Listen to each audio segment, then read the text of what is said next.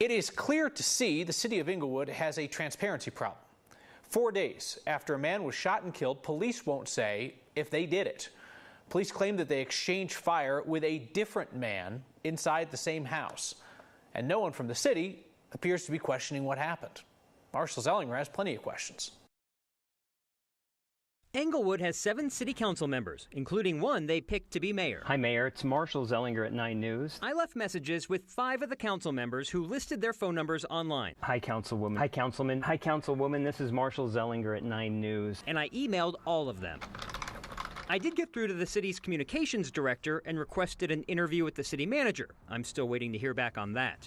Surely even city leaders have questions about Sunday night's shooting, where police fired at a home they say they were being fired at. Police say the guy inside with the gun is in custody, but that does not explain how that guy's brother, also inside the home, was shot and killed.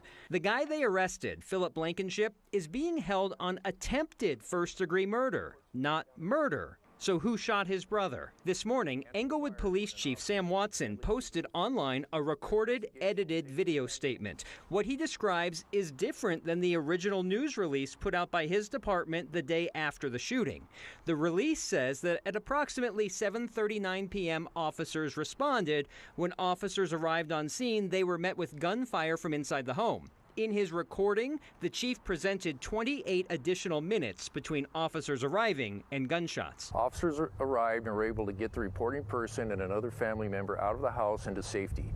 Officers then surrounded the house and started making announcements for both occupants to exit the residence. He then says it was 8:07 when officers were shot at, and if police made announcements for both occupants to exit the residence, police knew there were 2 people inside. Blankenship was arrested.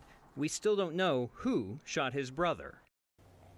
Look, last week we had questions for Denver police following that shooting downtown where 6 bystanders were shot. That shooting happened on a Sunday morning. We heard from the mayor on Monday, and Denver police held a news conference 3 days later, Wednesday. Police took questions, even if they really didn't answer them. This Englewood shooting was on a Sunday night.